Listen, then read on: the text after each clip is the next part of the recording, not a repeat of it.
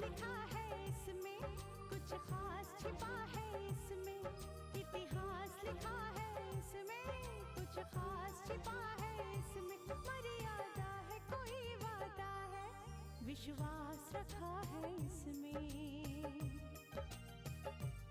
सात फेरों से मिला ये तो उपहार है, मेरा श्रृंगार है, मेरा श्रृंगार है, मेरा श्रृंगार है, मेरा श्रृंगार है।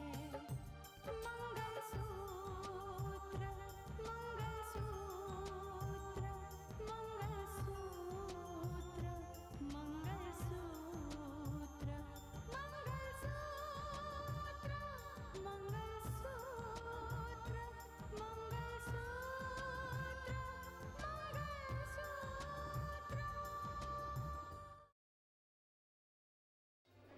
मुझे नहीं लगता कि इतना सब कुछ होने के बाद चाचा चाची सही रास्ते पे आएंगे। I don't think। अपने अपने होते हैं and I'm sure हम अपनों से माफी मांगेंगे तो वो हमें जरूर माफ करेंगे। मतलब तुम्हारे कहने का मतलब क्या है? मतलब बिल्कुल साफ है, अपनी बच्ची के नामकरण में शामिल होने के लिए मैं इंडिया वापस आ रहा हूँ। आप चिंता मत करिए, मैं अपनी गुड़िया का ठीक से ध्यान रखूंगी। ठीक।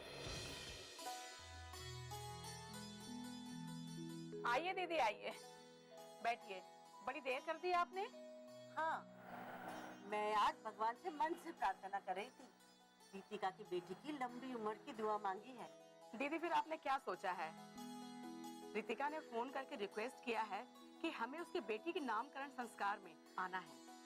हाँ हाँ, मेरे विचार से तो हमें जाना ही चाहिए। कोई अगर हमें आगे बढ़कर मान सम्मान दे तो हमें उसके सम्मान का ख्याल रखना चाहिए। दीदी जाना नहीं चाहिए, जाना ही पड़ेगा।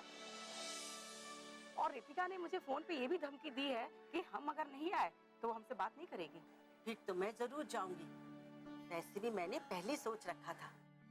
ऐसे भी रितिका को अपनी माँ की कमी बहुत खलेगी। हम लोगों के जाने से आपने बिल्कुल ठीक सोचा है दीदी, और हमारे जाने से रितिका को शारदा की कमी महसूस नहीं होगी। हाँ जना, हम लोग 1-2 दिन पहले ही जाएंगे। वैसे भी रस्म रिवाज का काम तो माँ ही करती है ना।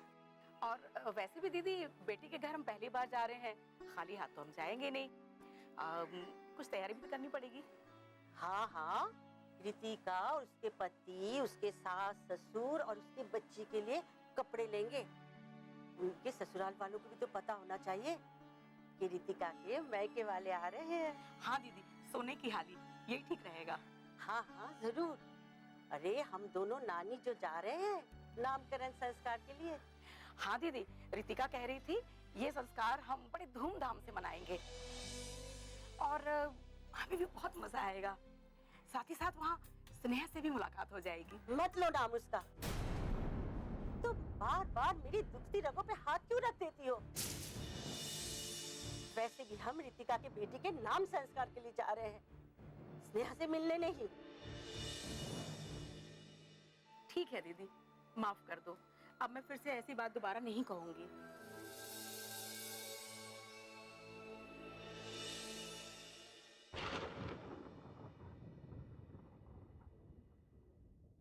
आज इतना काम था ऑफिस में, थक गई मैं।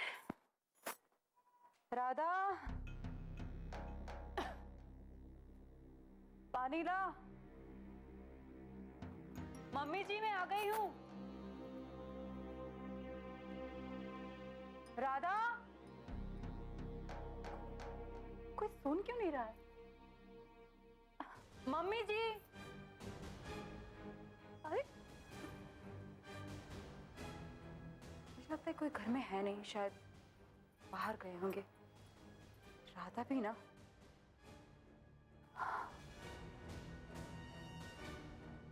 मम्मी जी का फोन क्यों नहीं लग रहा है?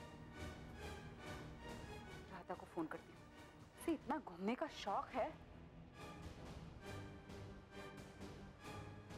इसका फोन क्यों स्विच ऑफ आ रहा है? मेरे बच्चे। मम्मी जी, मम्मी जी कहाँ चली गई? मम्मी जी कहाँ चली गई राधा? उसका फोन फोन भी स्विच ऑफ आ रहा है। क्या कर... मेरी बच्ची बाजी।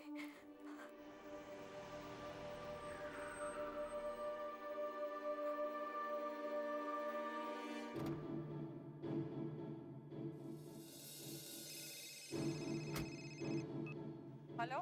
हेलो बाजी, आप कहाँ हैं? मैं मार्केट में हूँ बहू, क्या हुआ? कोई काम था क्या? हाँ, वो मेरी बच्ची। माँ जी, बच्ची आपके पास है क्या? नहीं, मैं तो बिटिया को घर पे ही छोड़ के आई थी राधा के पास। माँ जी, राधा घर पे नहीं है, उसका फोन भी स्विच ऑफ आ रहा है, घर का दरवाजा भी खुला है। क्या? हाँ, मतलब मैं क्या करूं? आप तुरंत यहाँ आ जाइए, घर पे आ जाइए। क्या करूं? कहाँ गई होगी? राधा, राधा, न जाने कहाँ मर गई ये। इसको कितनी बार कहा है बिना कहे घर से चली जाती है, पूछती भी तक नहीं है। आज आने तो उसकी खबर लेकर आऊंगी। जाती है तो चली जाए, कहो मुझे नहीं रखना। अरे सुजाता, कहीं मिली वो? नहीं तो आप चिंता मत कीजिए, यहीं कहीं अड़ोस पड़ोस में गई होगी। अगल बगल का पूरा इलाका छान मारा मैंने, मार्केट की एक एक दुकान में झांक कर देखा, हर एक चेहरे को अनजाने अनजाने में निहारता रहा मैं, लेकिन कहीं नहीं मिली वो।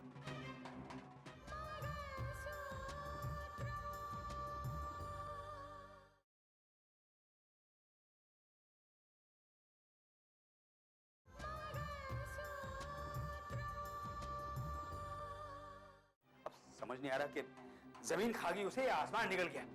देखिए, आप चिंता मत कीजिए, मैं जानती हूँ आप बहुत दुखी हैं। अब कुछ ही दिनों में हमारी पोती हमारी जान बन गई। अब ऐसा लगता है कि उसके बिना हम लोग जी नहीं पाएंगे। सही कह रही हो तुम, नहीं रह सकते हम अपनी पोती के बिना। अगर एक दिन के लिए भी उसे हमसे अलग कर दिया जाए तो हम छटपटा छटपटा कर मर जाएंगे, जैसे पानी के बिना वो मछली छटपटाती है। हाँ हाँ, आप बिल्कुल फिक्र मत कीजिए। आज आने दीजिए उसे मैंने छठी का दूध याद नहीं दिलाया तो मेरा भी नाम सुजाता नहीं है। तुमने बहुत छूट दे रखी है नौकरों को। कितनी बार कहा है कि उन्हें सर पर चढ़ाकर मत रखा करो। जैसे वो मिलती है ना, आज ही उसका हिसाब किताब करके उसे दफा करो यहाँ से। एक बार आ तो जाए वो, फिर देखिए कि मैं क्या करती हूँ उसके साथ। ठीक है, पहले तुम उसे ढूंढो। तुम एक काम करो, तुम मोहल्ले में जाकर देखो, मैं एक बार फिर से जाके मार्केट में देखता हूँ, शायद कहीं नजर आ जाए। और सुनो, अगर तुम्हें वो मिलती है तो मुझे फोन करना, अगर मुझे मिलती है तो मैं तुम्हें फोन कर दूंगा। ठीक है? ठीक है, ठीक है। कहाँ गई होगी राधा? मुझे उस पर शक होने लगा है।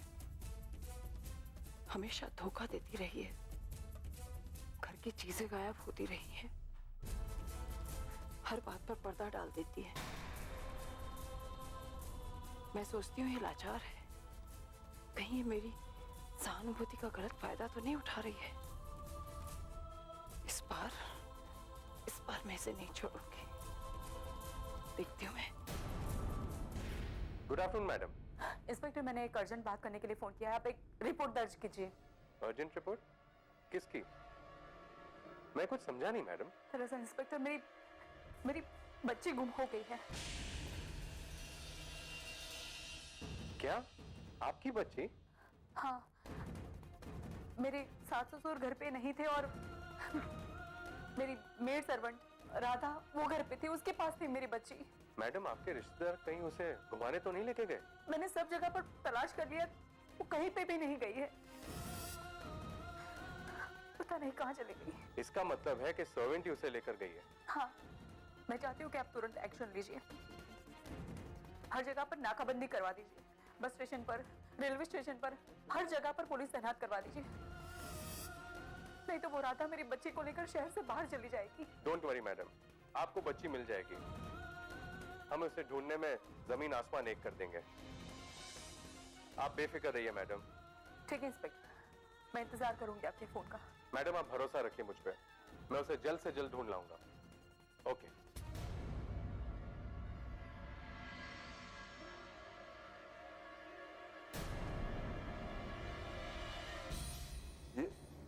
ये आप क्या कह रही हैं? आपसे किसने कहा कि रितिका की बच्ची गायब हो गई है? जज साहब, अभी अभी रघुवीर जी का फोन आया था और उन्होंने एक बुरी खबर दी है और कह रहे थे कि नौकरानी राधा भी गायब है। इसका मतलब तो साफ है कि वो नौकरानी राधा जो भी है उसने इस बच्ची को अगवा किया है। मैं कमिश्नर साहब से बात करता हूँ।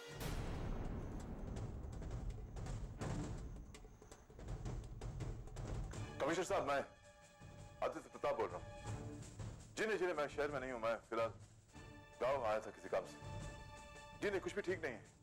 देखिए, वो मेरी जो बेटी है ना रितिका, जी हाँ, रघुवीर जी की बहू जो है, मानस की पत्नी, एक उसकी बच्ची, मेरी नाती गायब हो गई है। उन लोगों को शक है कि उनकी एक नौकरानी थी राधा, उसने शायद इस बच्ची को अगवा किया है और मुझे भी लगता है कि बात कुछ ऐसी है। देखिए, अब कुछ भी कीजिए, मेरी बेटी की बच्ची उसे लौटा दीजिए। जी जी हाँ, मुझे पूरा भरोसा है आप पर, पूरा भरोसा है पुलिस फोर्स पर। आप please handle this with top priority. जी हाँ, मैं शहर आ रहा हूँ। जी, thank you very much. Okay, मैं भी आता हूँ।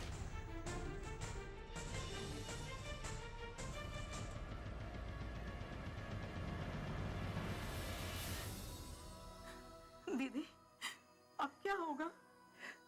भगवान उस मासूम की रक्षा करे। अंजना, इस वक्त हमें रितिका के पास चलना चाहिए। हाँ दीदी, रितिका पर तो दुख का पहाड़ टूट गया है।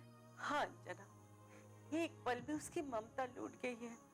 मगर अफसोस की बात तो ये है कि रितिका बिटिया की ममता लूटने वाली भी एक औरत ही है। सचमुच घोर कलयुग है, जो एक औरत दूसरी औरत की गोद सुनी कर रही है। दीदी, वो नौकरानी बच्चे को लेकर क्या करेगी? क्या अपनी औलाद की तरह पालेगी? औलाद तो वो पालता है जिसके सीने में ममता होती है, और जिसके सीने में ममता होती है वो ऐसी नीच हरकत नहीं कर सकती है। दीदी, नौकरानी ने जरूर बच्ची को गलत इरादे से चुराया होगा। मुझे लगता है वो जरूर रितिका से रुपयों की मांग करेगी। वो कुछ भी कर सकती है।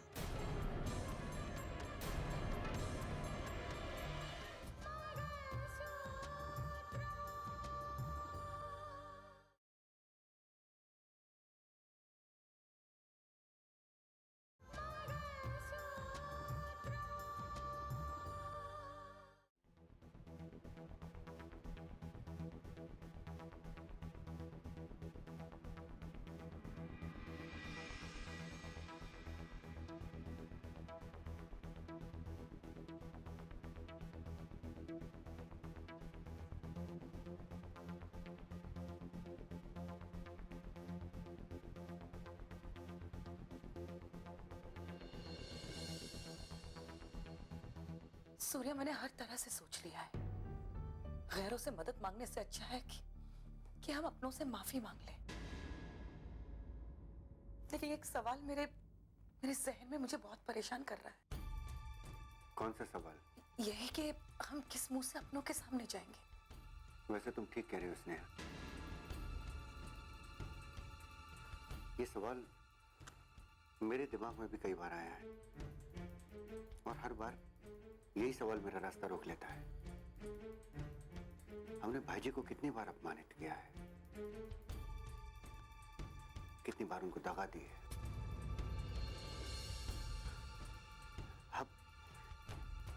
अब तो उनके सामने जाने से मुझे डर लगता है। रितिका को भी अपमानित करने में हमने कोई कसर नहीं छोड़ी। हाँ, तुम ठीक कह रही हो स्नेहा, हमने अपने रास्ते खुद ही बंद किए हैं। ये समझने में हमने बहुत देर कर दी कि बुरे काम का अंजाम हमेशा बुरा ही होता है। देखो सूर्या, जहां तक रितिका का सवाल है, मुझे नहीं लगता वो हमें कभी माफ करेगी। लेकिन मुझे ऐसा लगता है कि भाईजी हमें जरूर माफ करेंगे।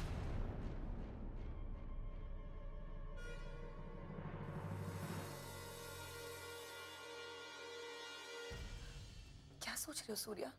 यही कि भाईजी से माफी मांगने जाएगा कौन? मैं या तुम? मैं नहीं नहीं सूर्या, तुम्हें तो पता है मैं उनके सामने ऐसे जाती नहीं।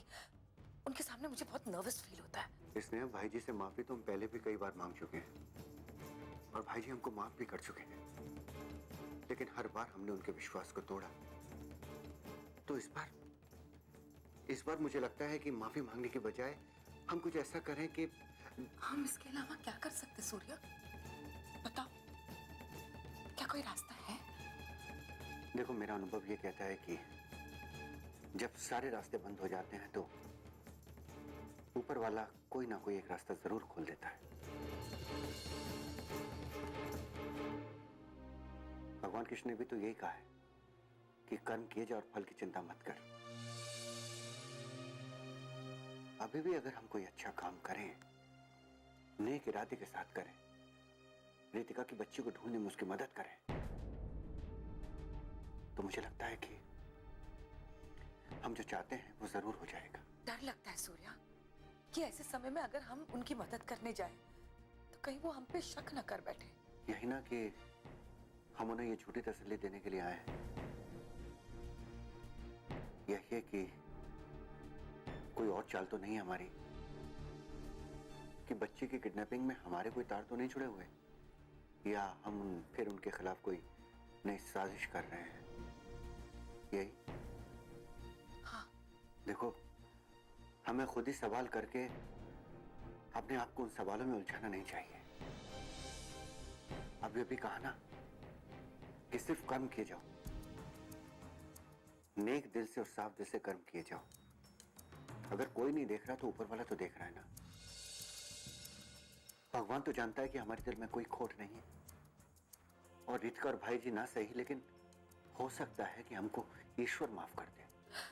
लेकिन रितिका को उसकी बच्ची कहां से ढूंढ के देंगे? उस नौकरानी का तो कोई अता पता भी नहीं है। हम कोशिश करेंगे स्नेहा, पूरी कोशिश करेंगे।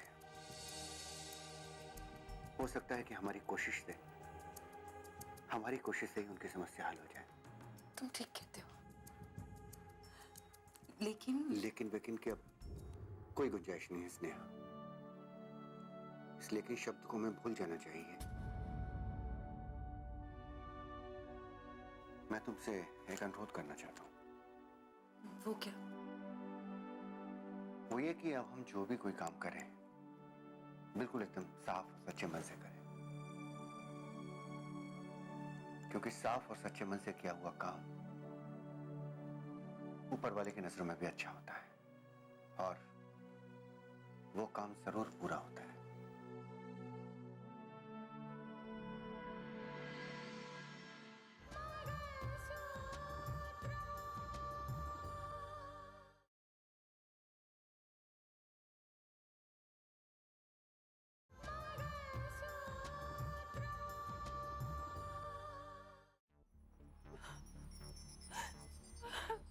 अरे सारे फसाद की जड़ तुम हो। तुम रो बैठ के, खूब रो,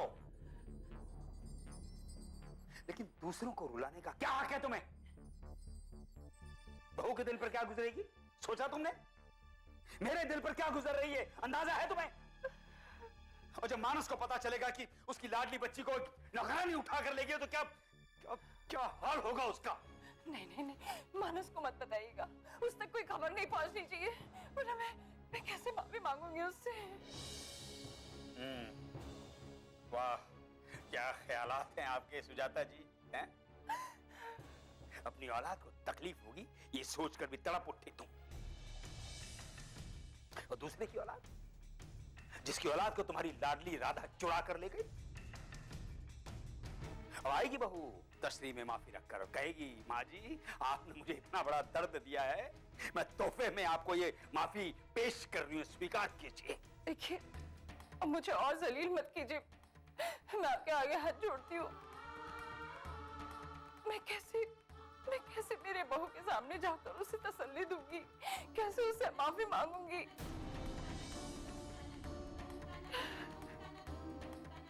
काश ये धरती फट जाती और मैं उसमें समा जाती। आने दो उस राधा को, मैंने उसका गला ना घोट दिया तो देखना आप। बस वही तो बची है दुनिया में, एक बेवकूफ, है ना?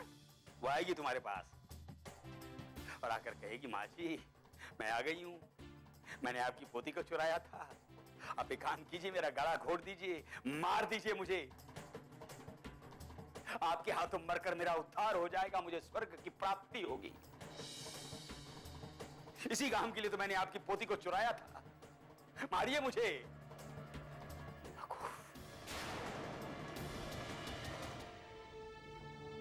न जाने कैसी होगी वो, किस हाल में होगी। क्या हो गया आपको? देखिए क्या हो गया आपको? देखिए जो कुछ हुआ है उसकी गुनहगार मैं हूँ, जो सजा देनी है मुझे दे दीजिए, पर अपने आप को संभालिए प्लीज। कैसे संभालूं मैं अपने आप को, कैसे तसल्ली दूं मैं अपने आप को? जब मेरा जवान बेटा घर छोड़कर चला गया था, मुझे मालूम था कि अपने ससुराल में महफूज है वो, तब भी मैं अपने आप को नहीं संभाल पाया था। बहुत मुश्किल से संभाला था मैंने अपने आप को, और आज वो मेरी मासूम पोती न जाने कैसी होगी वो, किस हाल में होगी। सुजाता, लोग कहते हैं कि रघुवीर एक सरल इंसान है जो कभी नर्वस नहीं होता है, लेकिन मैं जानता हूं कि रिश्तों को लेकर मैं कितना कमजोर हूं। जब मेरे अपने पर कोई आफत आती है तो अपने आप को संभालना बहुत मुश्किल हो जाता है। मैं बहुत कमजोर इंसान हूं सुजाता, बहुत कमजोर इंसान। देखिए इस तरह कैसे काम चल पाएगा? कोई ना कोई रास्ता तो आपको ही निकालना होगा।